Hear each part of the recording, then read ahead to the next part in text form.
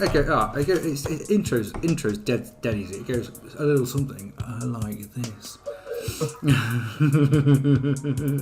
So, ready for this? So, we're going to mix it up a little bit tonight because I'm going to ask Dan the question, and I think you'll agree that this one's a bit of a doozy because you can see down here, it says there, he doesn't know yet. It's very confusing. Anyway, play some damn music.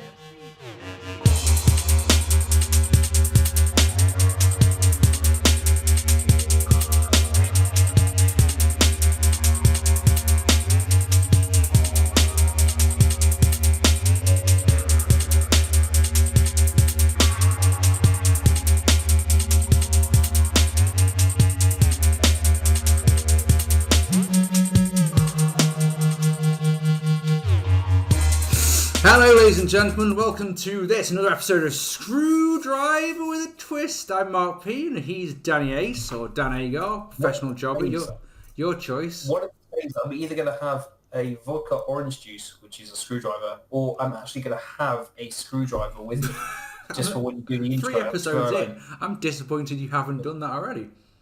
I know, I would have thought by now I'd have one, but I don't, so never mind. So, another couple of weeks has gone by. Do you have any social media yet? No, I don't. Dear me. Have you got anything at all you'd like to plug to the people? Do you still have your photography website? Hands, face, I think that's about everything right now.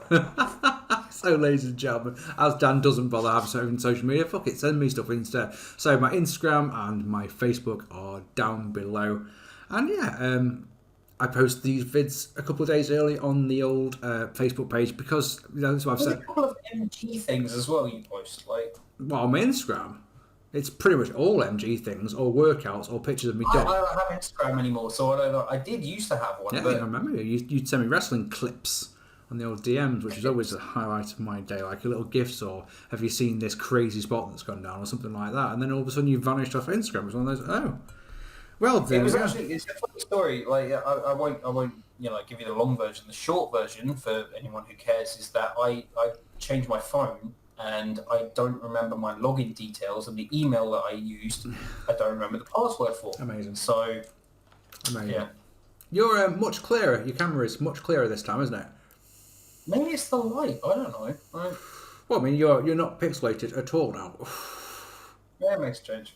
So, ladies and gentlemen, as I said at the very start, tonight I'm going to ask Dan a question, and I've given him absolutely no pointers at all. But what's interesting is that we played, what time were we on? So it was about 1 o'clock in the morning. So we played Halo for 3 hours, and which interestingly started turning into a wrestling conversation. And Dan actually at one point, just in a passing comment, actually said the exact words that I'm about to ask him as a question. I was just like, oh, fucking hell. That's an interesting one. So I think I already know what he's going to say. So this one could be a very short episode, indeed. But if not, I'll just ask you my next question. That's all good. Which, yeah, I suppose. So, are you ready? Go for it. It'll pop up on the screen for you right now. So my question to you, Dan, is, in your opinion, as a fan and as yourself, so like a 2-part answer, please. When was or is the best time to be a wrestling fan? That's kind of, stepping on the feet of what I was going to ask you, but it's cool because I can go with that. Okay, I became a fan in the Attitude Era. So the first thing I ever saw was, as far as wrestling goes, I knew about Hulk Hogan, Andre the Giant, names get thrown around, Ric Flair. When I was a kid, I knew about those things. But when I became a fan was when I saw I was at a friend's house and we put on, they had WrestleMania 14. Now, I was just like over there with a few guys. I wasn't, there for the wrestling. Was this in 1998? Yes, yeah, 1998, yeah. So the first thing I remember ever seeing was the build-up package for Taker vs. Kane at Mania 14. That was the first thing. And then right after that, you had the build-up for Tyson, Austin, Michaels. Of course, yeah. So that kind of sold me on the whole entertainment aspect of it. And I thought, oh, yeah, I get it. I understand now. As far as the best time to be a fan, I mean, that's when I became a fan. But, for me, that was great because after that, everything was awesome. I cue the song, but I loved it from that point out. And I remember I was in Asda one day and I saw a videotape for King of the Ring '98, and my nan actually bought it for me, and I went home and watched it with my grandparents. And Nice. I love that. yeah, and from that day, we had something new to talk about. That was it. The best time to be a wrestling fan for me, in my opinion, there's two answers to that question. Number one was for me personally, I think it was that period because it was still new, it was still fresh, it was still something that I was getting into. And when you find something that you don't know a lot about, but it interests you, you go and find everything you can about it. Now, back in that day, you didn't have the internet and stuff like that. So it was all videotapes and things like that. So and magazines we had at school. People used to pass around the WWF Raw magazine and the WWF magazine, which I'm sure you've got loads of in your garage. But yeah, so there was that time for me personally. But as far as being a fan goes, I think just around the time, and this like I said, it steps on the feet of what I was going to ask you, because I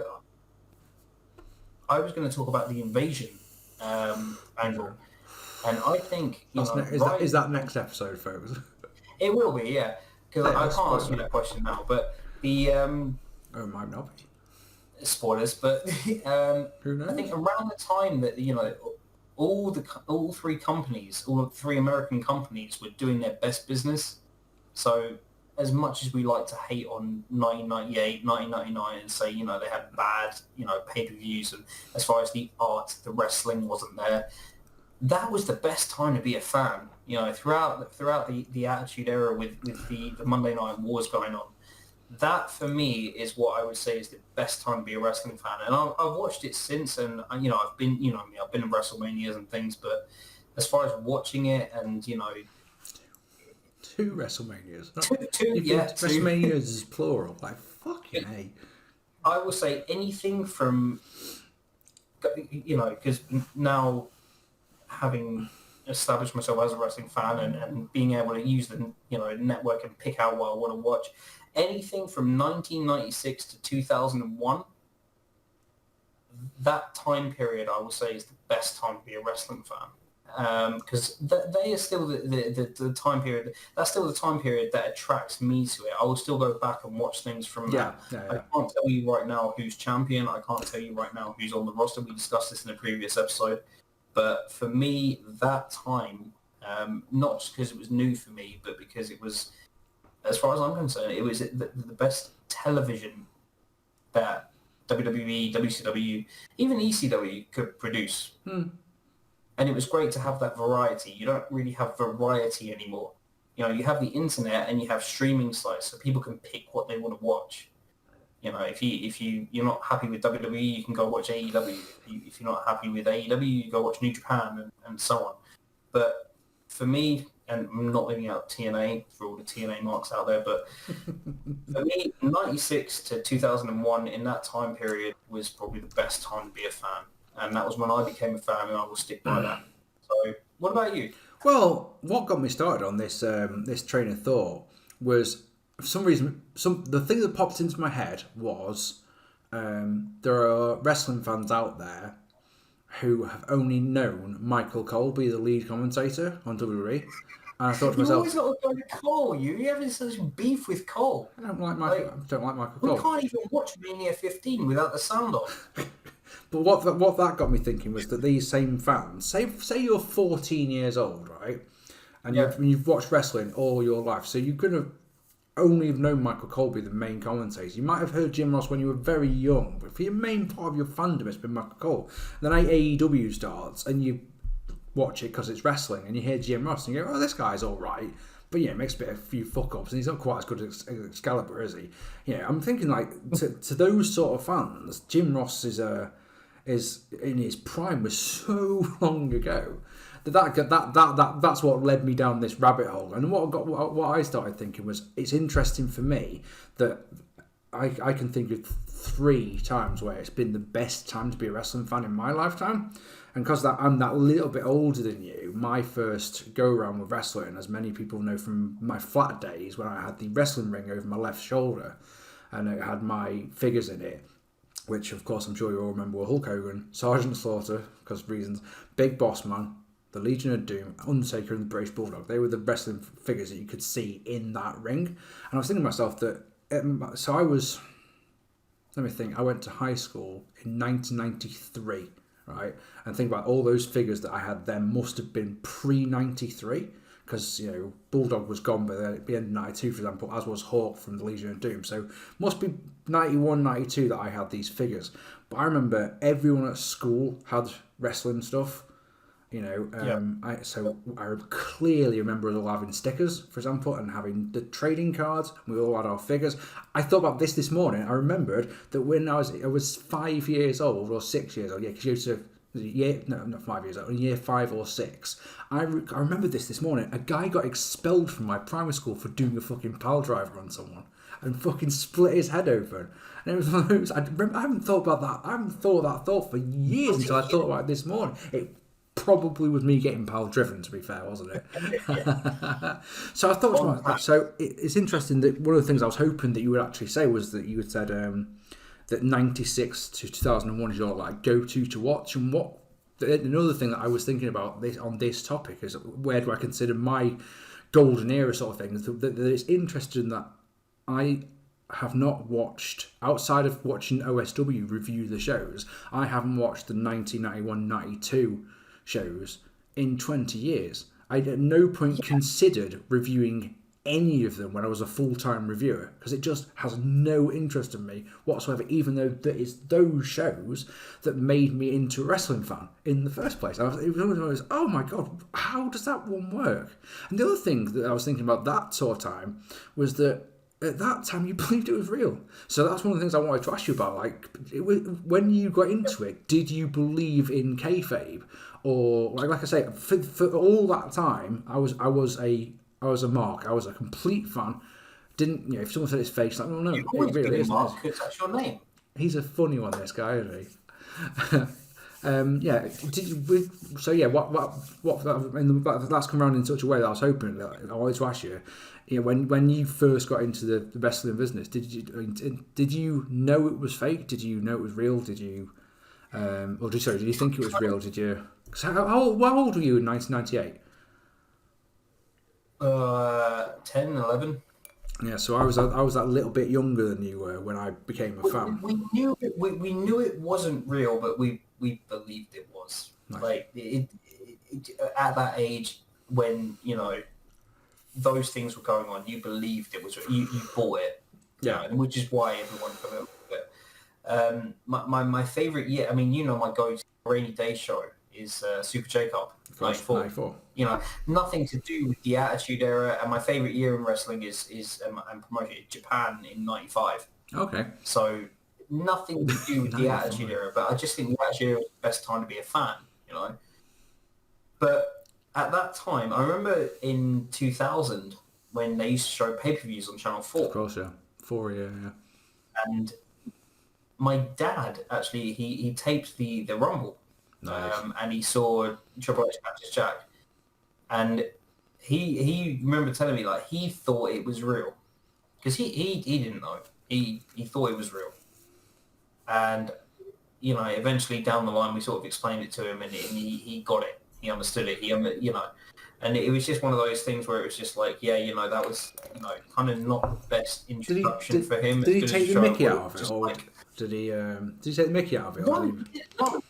No, he didn't. He respected it. The only reason I asked that is because, you know, I'm sure many people remember my ex-girlfriend, Lisa. When her father was alive, Lisa's brother Alex, who you remember, Dan, I'm sure, and we would watch pay-per-views. Yeah. So Malcolm died in 2005. So I'm talking like 2002, 2003 pay-per-views, and he would stay up, you know, maybe watch the first couple of matches with us when we were watching a show, and he would always like, this is bollocks, isn't it? Like, oh, this is bollocks. Oh, look at the state of him. Oh, look at the state of her. The one wrestler that he always fucking got to the edge of his seat for was fucking Scott Steiner. Because he was always like, yeah, that guy looks like a fucking wrestler.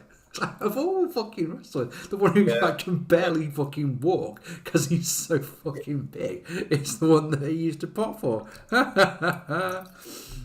the thing is, at the time, this is kind of a personal story, but I'm happy to share. Like he watched the Rumble.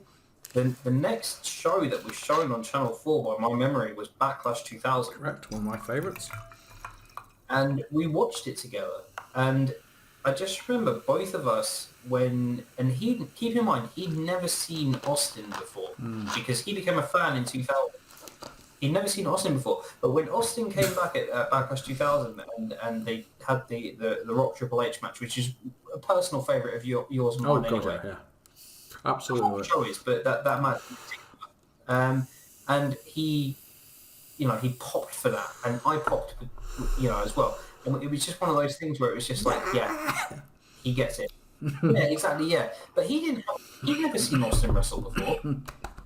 And it was just one of those things where it was just like, okay, now we can share that, and I thought that was so cool. I'm sorry, I took way too big a pull of me, babe. You just way too big a pull.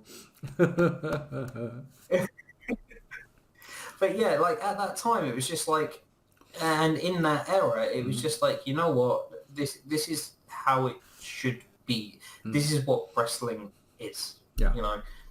I love the art. I love, like I said, 94, 95 Japan. Give me that any day. And you know me, I'll sit through that and love every minute of it. But as far as WWE and the entertainment and the popular, the popular aspect of it goes, that time, I mean, 2000 was just a great year anyway to be a wrestling fan. Yeah, of course it was. 99, everyone, you either love it or you hate it. 98, for me personally, I love because it was my first year being a wrestling fan.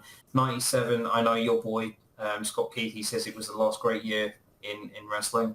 And then you got 96, which has just got, it's got great things in it. So from 96 to 2001, I will say there is something each year that makes it very appealing to a wrestling fan of any generation.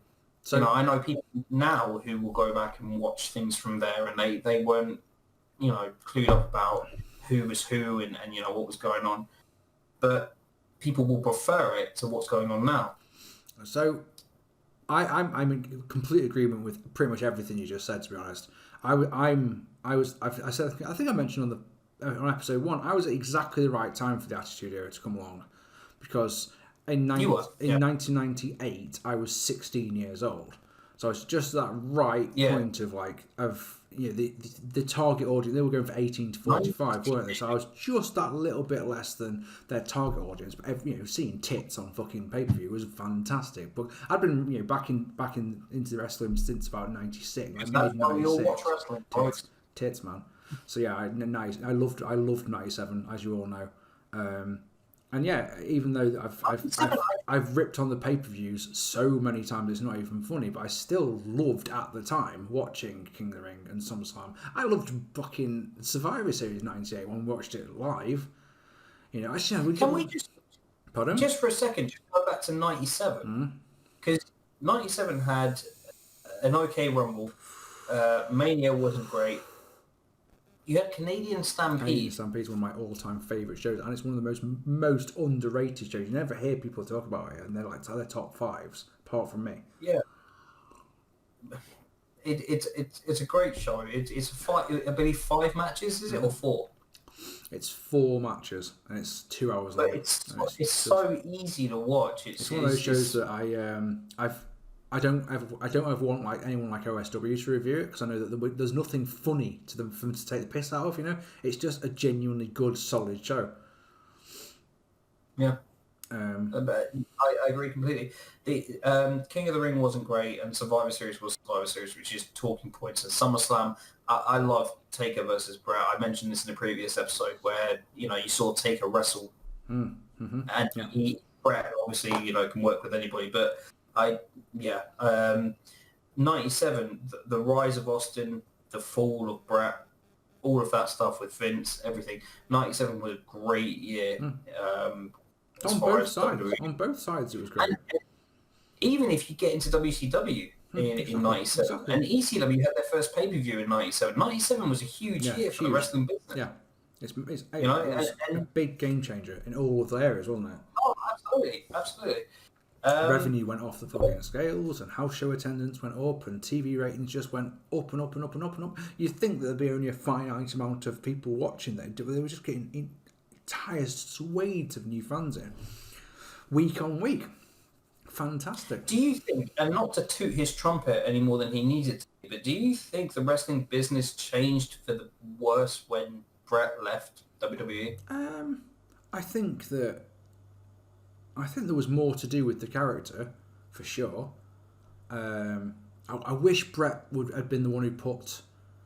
I wish Brett could have kept the championship and put it on Stone Cold at WrestleMania. I know that much. Because they'd had two matches. Yeah. They'd had two really great matches. Imagine one more match between them where Austin wins the championship. Who was Sean have worked with at Mania 14? Pardon? Who was Sean? Have worked with at Mania 14? Yeah, because the feud with the Undertaker was completely done, isn't it? So I don't know. Is the truth? I don't know. Or would it have got Austin over more if it had been a triple threat? Michaels would have worked with Triple H in a Control of DX match, I reckon. Because you could have had Triple H beating Shawn at WrestleMania and doing the whole thing that they did with DX from there. I'm the guy now. That would have made Triple H into a superstar. Oh yeah. Yeah, that would have worked. Oh yeah. So right, let me and then have Brett drop. Yeah, exactly. Yeah, it makes sense. But let me go back to where 97, I think gets. Sorry, go on. Yeah, I was just going to say, I think 97 is criminally underrated as far as being a wrestling fan goes. Don't talk. Yes, people don't talk. You don't hear people talking about it at all. So what I was going to ask you is so as I said, 1998. Doing my GCSEs when I'm meant to be fucking studying and I'm watching wrestling. Went to, as I mentioned on the previous episode, went to college, met a guy whose name I cannot remember. Spent two years within pretty much every day of our lives. I cannot remember the fucking guy's name. It could be fucking anything. But anyway, because both went into some guy at college who was wearing a wrestling t-shirt, and we got talking and we were mates for 2 years. The best time to be a wrestling fan, and then it became all of our group of friends back in, because I went to college in a different town to where I lived. All of my group of friends in my hometown, we all just watched wrestling, and all we talked about was wrestling, and it was our all-consuming thing from 1998 until WrestleMania 17. It was interesting the amount of people who went off and turned heel and just went, I don't want to watch this anymore. It's funny that is. So that's that. Once again, where I'm trying to get to with this is that all of my group of friends loved wrestling, and what that meant is that especially pay-per-views were a social thing. All of us went round to. We had like 4 or 5 of our 20-person crew who had Sky Sports. So they would take it in turns to go around, and all we knew everyone's mums, and it was always we were allowed to go around. It's just what we did. Yeah,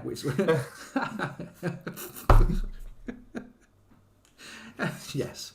So yeah, my question to you was your social group the same? Was it or was it just yourself? Well, obviously, mine was a bit different because obviously we were in school, so we weren't in high school or secondary school. We were still in school. And this was borderline when people were leaving school and things like that to go to secondary school. But what we used to do is that people who had Sky Sports would tape the shows. Mm-hmm. Yeah, I understand. When they were on Channel 4. And then they'd go around the classroom, so you'd lend it to this person and then to this person. And by the end of the week, everyone would watch the show. So that's how it worked. But yeah, I mean, in terms of, magazine figures, all the memorabilia and all of that stuff, everyone, had it. It was just a case of waiting for the person to bring the tape in so you could actually watch it. Because, again, no internet. And you couldn't catch up on things like that. So if you didn't have Sky Sports, I didn't have Sky Sports. No, I wasn't allowed Sky Sports. So, believe it or not, when WCW came to Channel 5 in 2000, it was like a blessing. Oh, yeah, it was like, that was a good one for us. We can watch worldwide now, Yeah, I've told the story many a time that our Friday nights were... We used to go to this one particular pub in Congleton that had a karaoke night on a Friday night. So we would go to, and of course, I've told this story a couple of times recently, that I was 17 at these times because it was 99 2000. I turned 18 in 2000, so we would go to this one particular pub that did a karaoke night on a Friday night. But we would go to one particular mate. He lived next door to the pub.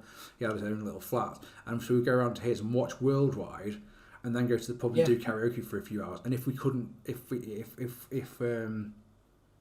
sometimes we'd go off. There was one nightclub in the town that I grew up in, so sometimes we'd try and go to the nightclub. It was always a case one of us wouldn't get in, so it just wasn't worth it. So it was always a case of going to one of the other mates who's got Sky Sports and watching Raw, because of course Raw used to be broadcast on a Friday night, and that was my life for years. It was fantastic. So yeah, for me, the social aspect of it made it so much more special. Yeah, and I completely get that, and obviously that's like sort of the embryonic stages of our friendship is the social aspect of going to wrestling shows. But I remember my dad used to tape Sunday Night Heat, and we used to watch it on the Monday. And my grandparents would tape, who you know personally, they'd used to tape it Worldwide on the Friday, and I'd watch it with them at the weekend because I used to go and visit my grandparents at the weekend. So it was a case of, everyone in my family understood and accepted and watched wrestling because I liked it. And that was so cool because it was like, well, I knew that I would always have, wherever I would always have wrestling to watch.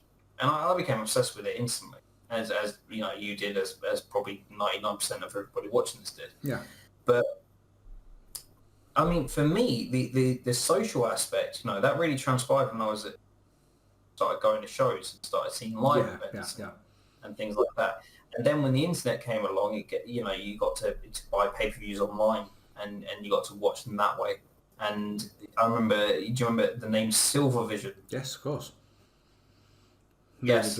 So when they did the website and you got the WWE DVDs and VHSs, by the way, paying £15. I remember, don't ask me why, but £15 for No Way Out 2002.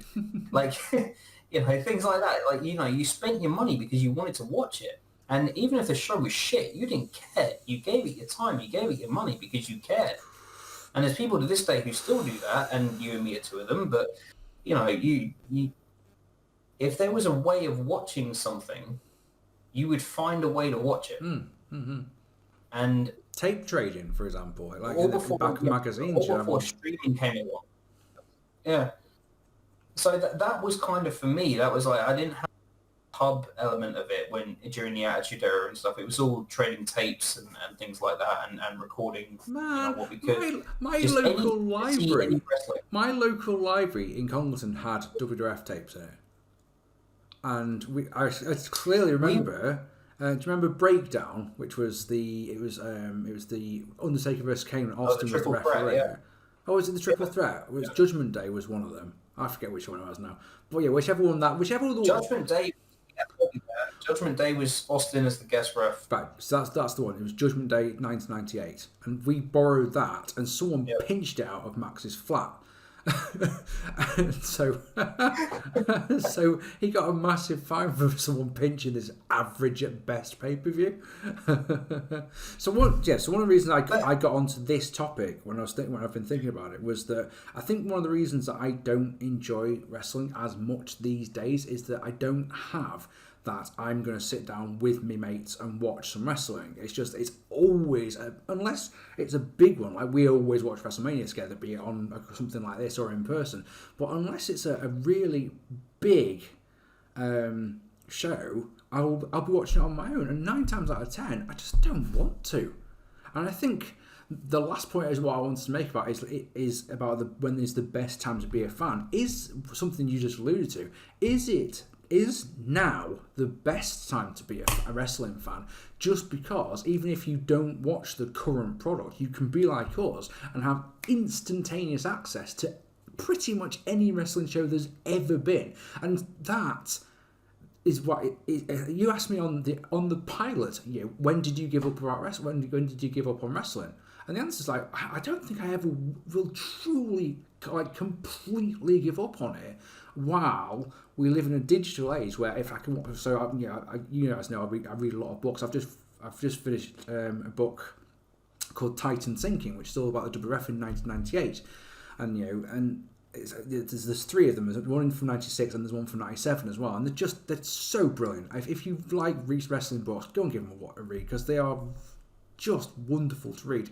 And while I can get books like that, and while I can get pretty much any, I mean, the network have my money for all of time. All of time, even if I watch one match a month, if I watch one documentary a month, if I watch one little bit, there's Dave. As long as I get something a month, then I've got my tenner's worth, haven't it? And I'm happy about that. And like I said, they'll have it forever on that, just in case I want to watch something. I think, the day I'm recording this, I've watched maybe 2 things on the network this month. One was the Untold story of AJ Styles' Rumble debut, and I watched Bayley's interview with Stone Cold Steve Austin.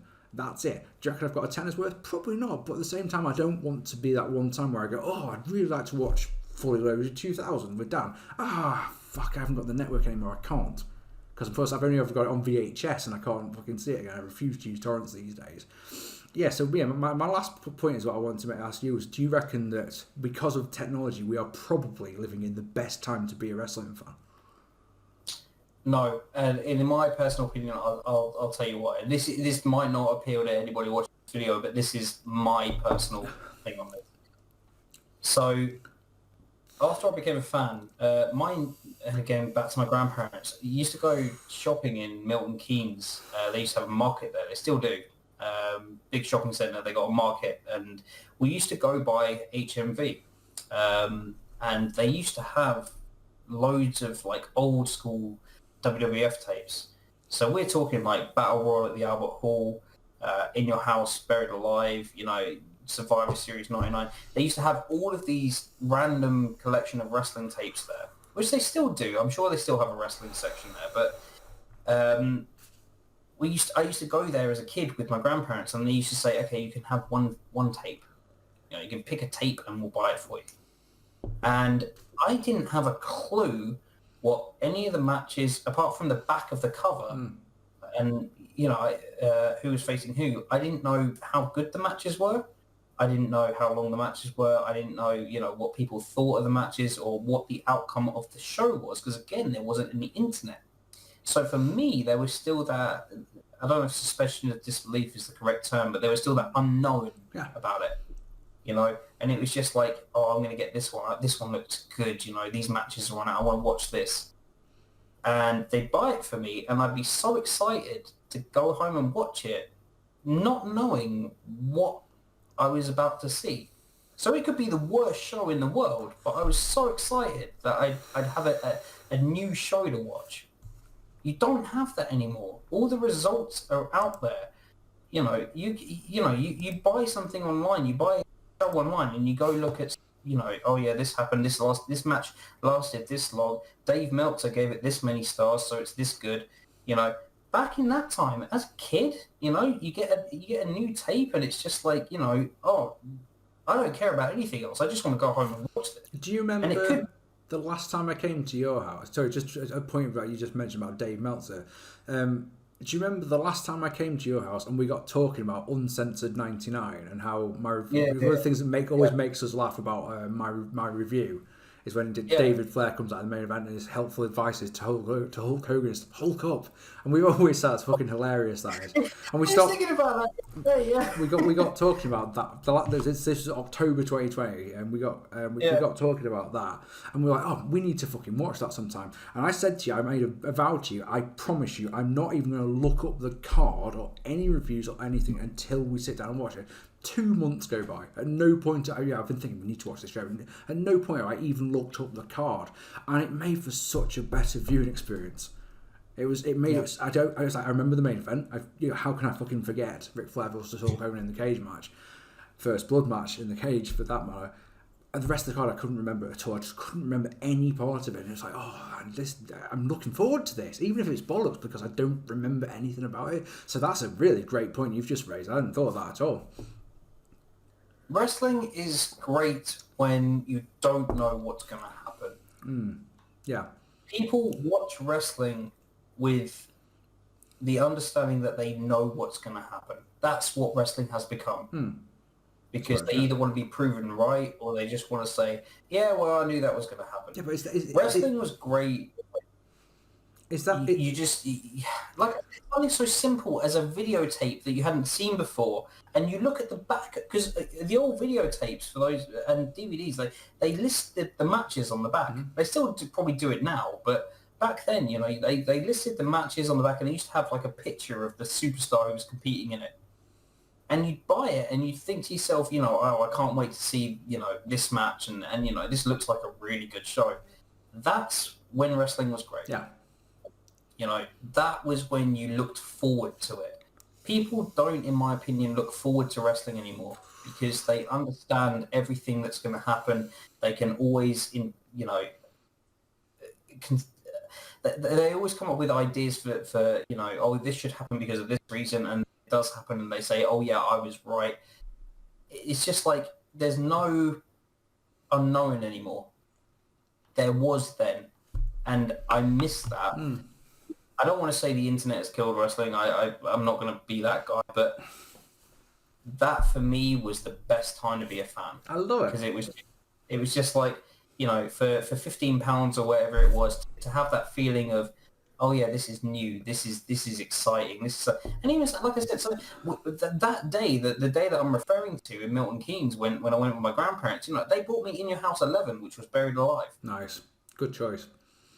And it's just like, I still have that tape somewhere. Yeah, you'll never play it again, will you? But you can't get rid of it.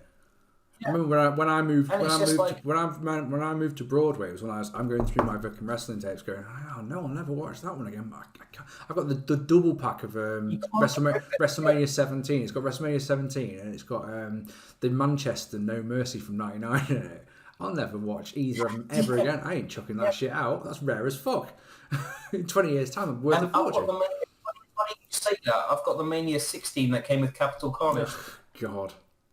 And there's people out there saying, yes, I have that too. Let us know in the comments. But at the same time, it's just like, that was the last time I remember not caring, because I've always cared about wrestling, but it was the last time I was excited about wrestling. And that's what drew me to being a fan, the excitement of something that I hadn't seen before, or knowing what was going to happen. That's a really because now everybody knows. It's a really interesting answer because you don't. I mean, there's very few spoilers these days, isn't there? And unless you want, if you can't. If you want to go on social media at all, I know this isn't a problem for you. If you want to go on social media at all, you've got to expect the day after a show to see the results, because it's one of those things. I suppose that should make it more safe. If you don't want it to be spoiled, you've got to watch it. So this has been a really interesting one. Like I say, I've got 3 best times. I've got when I first discovered it, which was in the early 90s. But as I say, it's really interesting that I don't ever watch those shows and don't look back at them with many of them with nostalgia. And then, like yourself, it's the Attitude Era all the way from me. But a lot of that was more the social aspect. I think I forget about the social aspect when I used to do my reviews, where I would just absolutely belittle the shit out of the pay-per-views. It wasn't just the pay-per-views that made the Attitude Era special; it's the Raws, and later on it became the SmackDowns with that. It was the characters, and it was the in-ring action. It's like 2000. If you compared the in-ring action from 2000 to 1998, it's night and day. The work rate is so much better, as well as having those great characters and the blood and the weapons and everything like that we fell in love with in the Attitude Era. The work rate goes up through the roof. When you've got Taz, Perry Saturn, Chris Benoit, Dean Malenko, Jericho comes in, Eddie Guerrero. When those lot come in, when the rest of the just think a brawl, aren't you? Yeah, well, yeah, basically. And look, can we just touch base on this, because this is a very good point. We've watched, lots of wrestling. Like last year, 2020, we watched live shows and things. There was one night in particular where it was like 3 a.m, and you said, do you want to watch an old school episode of Raw, or just a main event or something? Oh, do you remember which one I fucking chose? Do you remember the one I chose? Yeah, yeah. I chose the 10-man 5-on-5 match on Raw main event. If you're wondering. And we just sat there watching it going, this is the actual tits, isn't it? This is so entertaining. And then at the very end, fucking Kane comes out and destroys everyone, and it's just the best. people People watch wrestling because they want to feel excited about something they care about. That's well said, yeah. When was the last time you did? And that's not to you, that's just to people in general. When was the last time I don't know. time that you felt excited about there's still wrestling? got to be lots of people who are tuning into Raw every week without fail. Yeah, there's people who are the core WWE fans who are always going to watch, which I just cannot do. A 3 hour long show, I just don't care enough. But as I was arguing before, I do think that today's fans are so fucking lucky to have this, this. I mean, there's enough content on the network to watch wrestling every day for the rest of your life and watch a different show. I mean, that's unbelievable. Just unbelievable the amount of content there is for a tenner. It's madness. Which is why I would say that my third vote would be for right this second, literally right now today, it is the best time to be a wrestling fan. If you take away your personal feelings, which we've both got, and we've both got very strong attachments to a certain time period in wrestling. I think if you take those away from it, right this second is the best time to be a wrestling fan. What do you think, folks? Go on, wrap it up for me, man. I just say I think the network's great. I think that I subscribe to New Japan World, and TNA have their thing. And you got Fight TV now as well, which does AEW. But I liked a time when you didn't have to skip. Ooh, yeah. Where you had to sit and watch it. Even if it was bad. Yes. You would sit and watch it and you'd think to yourself, this is the best thing ever. Can you remember a single frame of the WCW Worldwide you watched in 2000? Yeah, really. Yeah, I don't remember any matches at all. But saying that, I was 17, so it was always. I remember the intro. I remember he had. I watched it with my grandparents. I had 3 screens in front of him or something, and he sat there. He wore glasses, and that was the first time I said, "Why is a dude wearing shades indoors?" And he sat there and he had like a mouse and he clicked it and it went into the intro. And I remember thinking to myself, all right, this is WCW. It's a little different. But I remember that.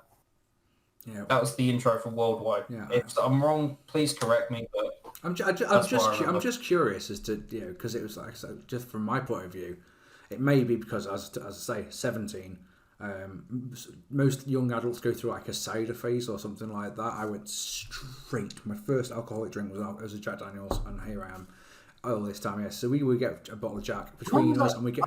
This is one of those ones. We would get an eighth of weed, and it would last us all weekend. Because there's only 3 of us who were in this little flat. And it used to be, we used to get really fucked up and then go to the fucking pub next door and do karaoke at the top of our lungs, and it was wonderful. It was fucking great.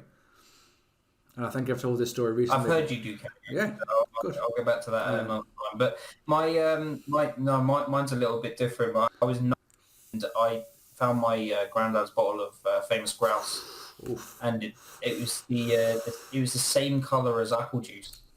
So me being the 9-year-old curious Dan that I was. Oh, the irony. Yeah, that was interesting. And all those years, years later, we used apple juice instead of whiskey in a fucking UBW match, which is right here and right there. You can see it just there. That's fantastic. Yeah. That is fantastic. Go on. Full circle. Can you wrap this one up for us? I will just say that based on the question that you asked me, the best time in to be a wrestling fan, it's going to be different for everybody. But I think the best time to be a wrestling fan is when you care and when it's new, when it's exciting, when you actually care, whether you have to spend money on it, whether you have to dedicate your time to it. If it's something new, something you haven't seen before, and something you care about, that's when it's the best time to be a fan. I love it. That's a really, really great answer.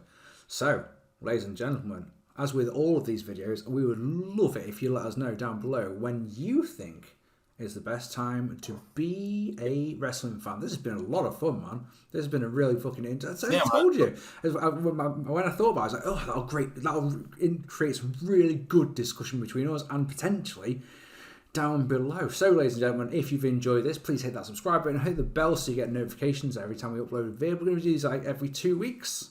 So, and we've still got tons. It will end up being once a week. It will do. Well, it depends on the public demand at the end of the day. If the people want us to do one a week, then we will. But right now, I just think if we do one every 2 weeks, we can sort of get. Maybe we'll send one to get it on the network. There's an idea about having some guests on the show as well. There's a couple of people that I would really like to come on about and have just people who have got things that we can talk about that we've got a common interest here. Well, like Dan and I have, and a third person. There's a couple of ideas that I really think will be really interesting to do.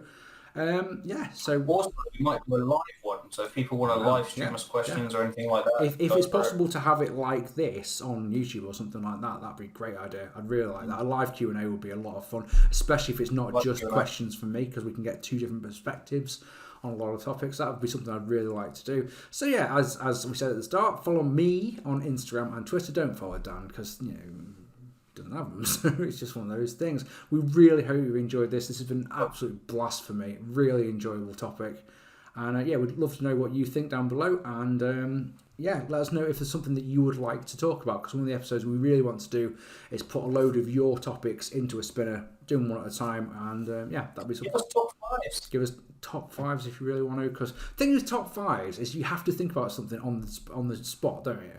And that's the problem. Exactly. So it's I suppose on the one hand it's whatever comes into your head, but at the same time it's that I think I'd rather, if you want to be accurate, I'd rather be have a bit of prep on this one. Saying that, if we're going to do the spinner one, surely we will have to have advance warning of what's coming, because the comments will be right there, and to put them into the spinner we'll know what they are. So it just reminds me of the belt. That's just it's. Can we call it something else? Can we call it like spin the wheel, make the deal? You think I'm scared of you? You think I'm scared of some wheel? White Castle of Fear. Fucking hell. Yeah. Anyway, thank you for watching this. If you've we really appreciate that. Mm-hmm. And this has been a lot of fun. Thank you. Thank you so much for watching, and take it easy. I'm Mark. He's been Dan. Thanks for watching, people.